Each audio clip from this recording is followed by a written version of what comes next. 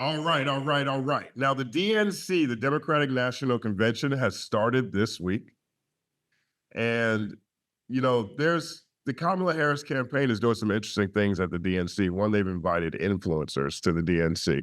There's been a lot of controversy around Kamala Harris and her use of influencers. There's been a lot of leaks about them reaching out to pay people to prop her up or to promote her campaign. Now, I don't think that that is necessarily something that is brand new, but we are in 2024 now, so influencers have more power and, pun intended, influence than any previous election that we've had. 2020, that's a COVID election. People weren't even outside. Obama, he used the internet in a way that people hadn't seen in a long time, but social media was still in its infancy. Now, here is a thread line that I thought was really interesting that's around that. We have Steve Harvey here doing an interview with Kamala Harris. And Steve Harvey says that he basically is running with the narrative that, Black people don't have a choice but to vote for Kamala Harris, right? So here's Steve Harvey. Because you can be president too with criminal records, so let's see nice with this Chinese and what's with that kind of. Look, I've been reading this paper because I got to stay to the condition. I got a headache trying to stay on course, so just let me go off this paper for a minute. Before y'all start calling my radio show and DMing me, talking about why you ain't ask no hard-hitting questions, that ain't what this is. I'm throwing it now. This is a Hollywood for a duck, because this administration needs to get the word out of what they're actually doing and what they're actually accomplishing, so we can stop all this foolishness and that they keep doing for blind people. Now nobody come out with no children and call it just for Black people that expect to get in the White House. So, I see this on two fronts, right? I mean, he came out and said this is a lie. He said this is a lie, because they need to get the word out on what they're doing for Black people, right? So I don't know if people on the fence or if people who are critical are going to react well or have reacted well. It doesn't seem like anybody's reacted well to that lob comment so far, but let's keep following where it's going. To play the game different. Y'all know what this is. So now this next question is another lie for her to do it. Because they done done a lot now. See, I'm on this radio show, I'm hearing all these people talk about, I'm not voting, they're not doing nothing for us. Listen to me. If you do not vote, the analytics will show. They know how many women vote, they know the age you are when you vote. If we don't vote, how we gonna ask for something next time? If you ain't got no voting power, we talk about reparations. They know how to give you no reparations and you don't fight. I agree with that. I definitely agree with that. Now, I'm not saying I'm not saying that we need to show up and vote on its own. I personally enjoy voting. Like, I like the whole process, right? And I like being able to exercise how I feel about something. And there's been plenty of times where I just didn't vote for whoever the primary candidates were. I didn't vote for Joe Biden the first time. I voted for Bernie Sanders. You know what I mean? I'm a Bernie bro over here because I like the stuff that Bernie's talking about. But having a voting bloc that shows up to vote is how you gain influence, or having a voting bloc that has demanded certain things as a voting bloc is how you get the things that you want out of your elected officials.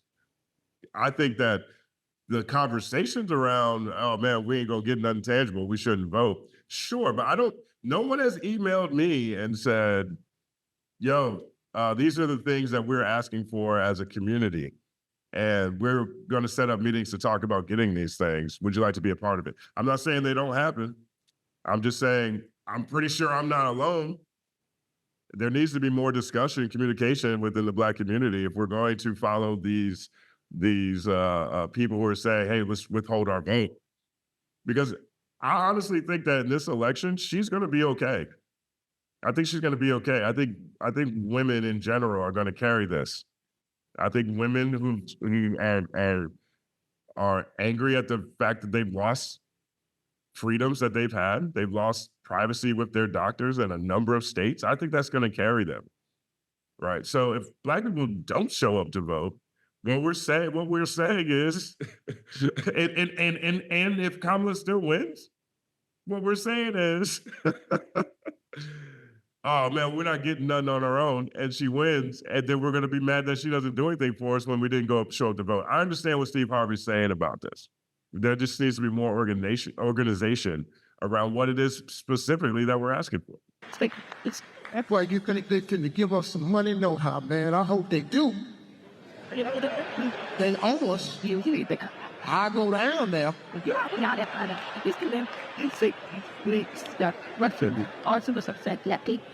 I'm sorry.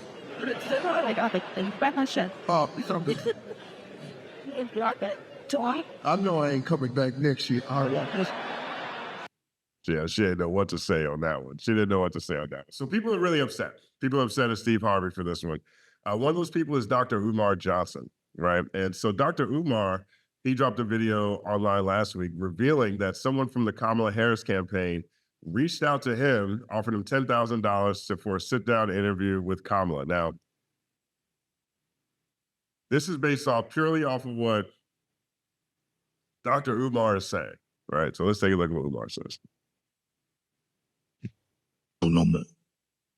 Black vote ain't for sale. We bartering on business. We standing on business. Bring us some tangibles or get out of my face. Rickey Smiley, I love you. But crying on the radio for Kamala Harris, my brother, that's an all-time low. Don't do that again, Rickey Smiley. Don't you get on your radio show and cry for Kamala. Don't you do that, my brother. Rickey be crying on that show, man. I don't know if Kamala is what you need to be crying over, but maybe his audience rocks with it. If you want to cry for Kamala Harris, you do that in the privacy of your house. But if we're going to be honest, Steve Harvey and Rickey Smiley, and I love you both, no hate to my big brothers. But if we're going to be honest, Rickey Smiley and Steve Harvey, y'all only carried on because y'all got paid to carry on. Can we please be honest? Can we see? I want y'all to understand, overstand, and understand what King Kong is talking about. Y'all carried on because y'all got paid to carry on.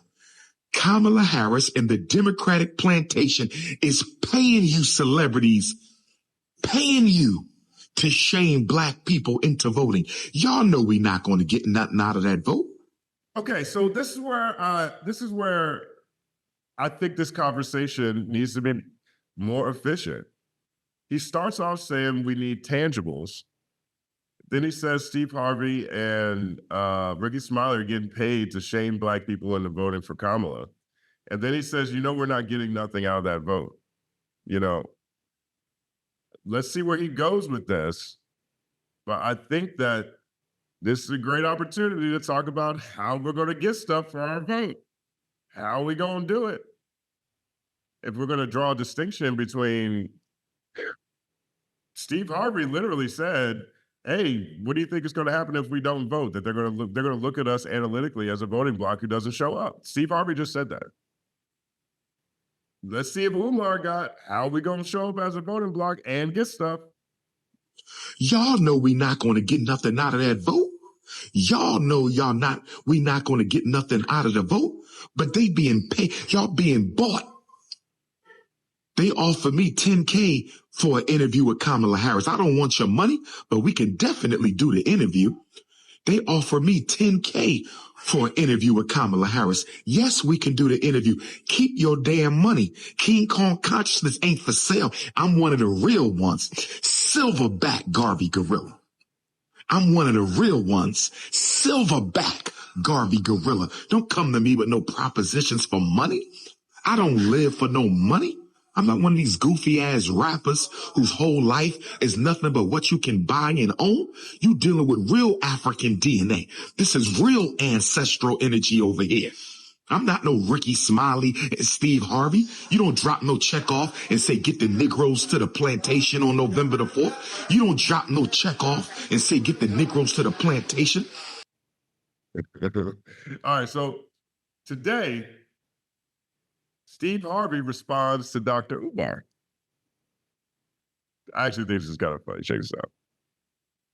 President Kamala Harris. He called out Rickey Smiley. He claimed that both of you were paid to support Kamala Harris's campaign. Steve? Well, first of all, we're going to have her on her again, or how many other times it's needed to get her into To office. get the vote. Brother Umar, let me say this, man. I absolutely love some of the things you say.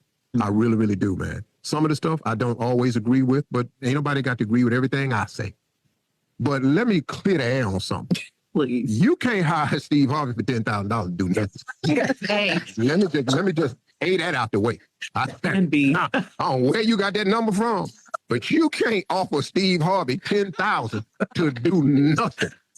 No, you can go through the industry and ask about me. That's Bro, hey. let me tell you something. Omar, let me tell you something, man. And there ain't no hate here at all, because I like some of the work he does. I really do.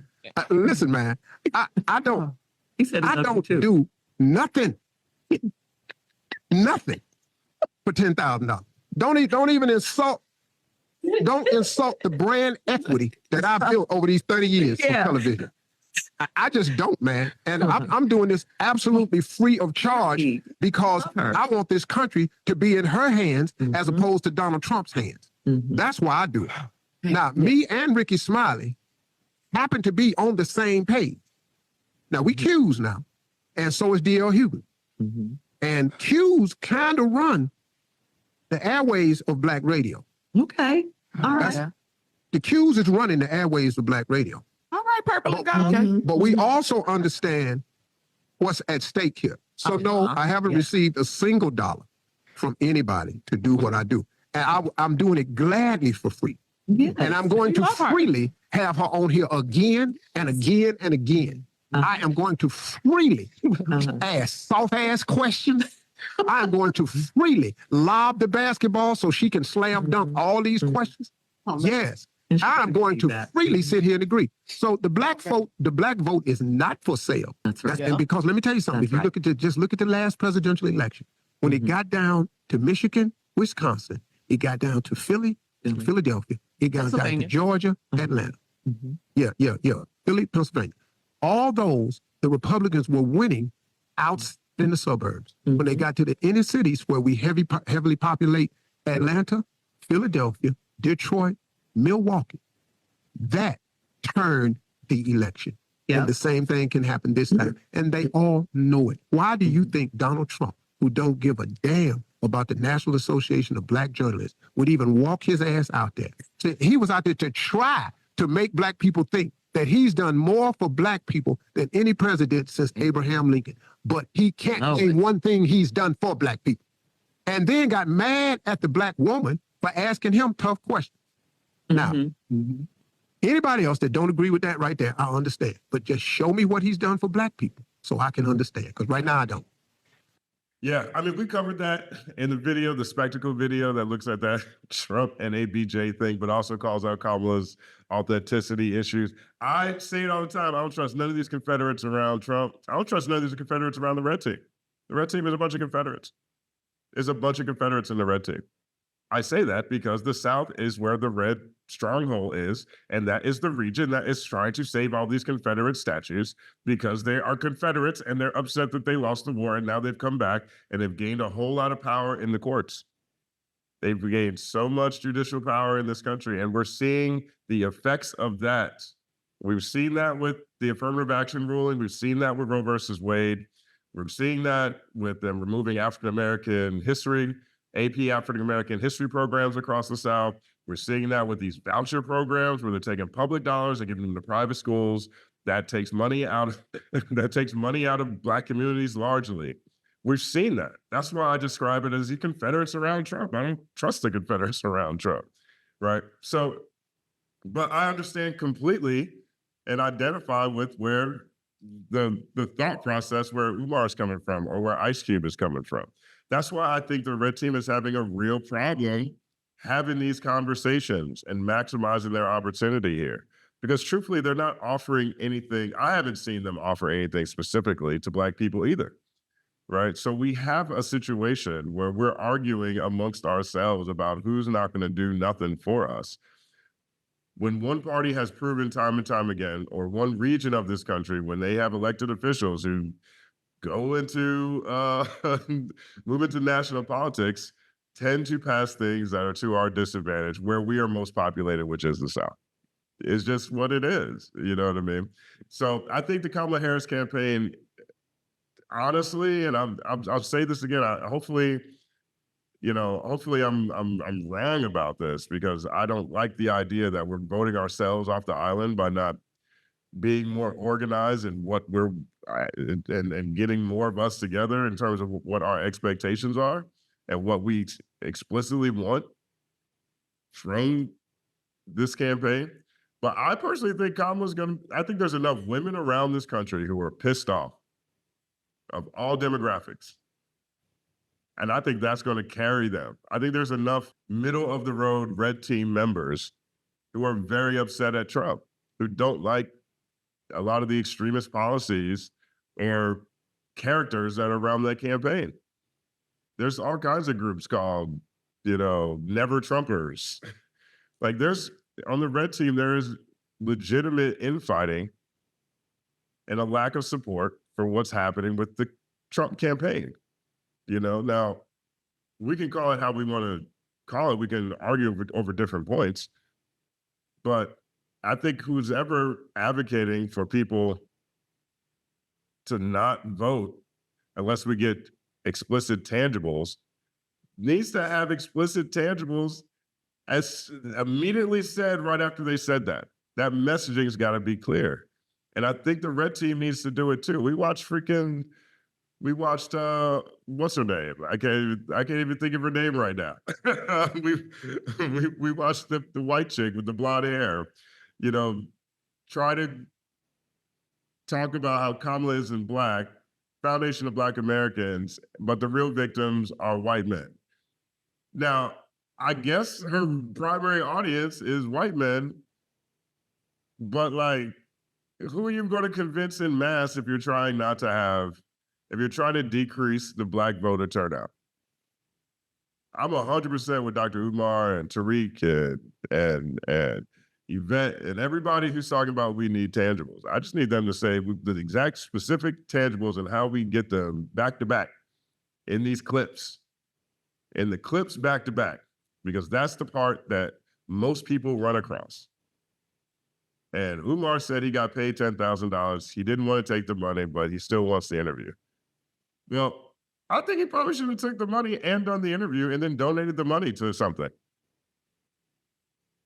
Because I think he would ask way better questions than Steve Harvey. And I think that level of discourse is where, as a population, we have an opportunity to become more organized, move in one accord when it comes to the things that are most important to us. Let me know what you guys think about this. I get beat up every time I talk about politics. It's not going to stop me from talking about politics.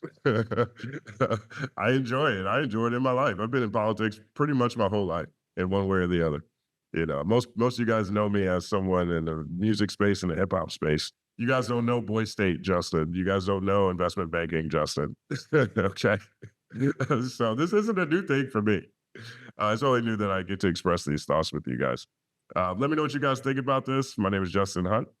Like, subscribe to the channel. Follow @thecompanyman on everything. It's all happening.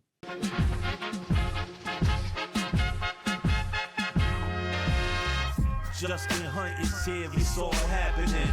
Justin Hunt is here, it's all happening. The mathematical breakdown of this mighty game of rap we in. It's boom bapping. Systematical culture views us radical, it's all happening.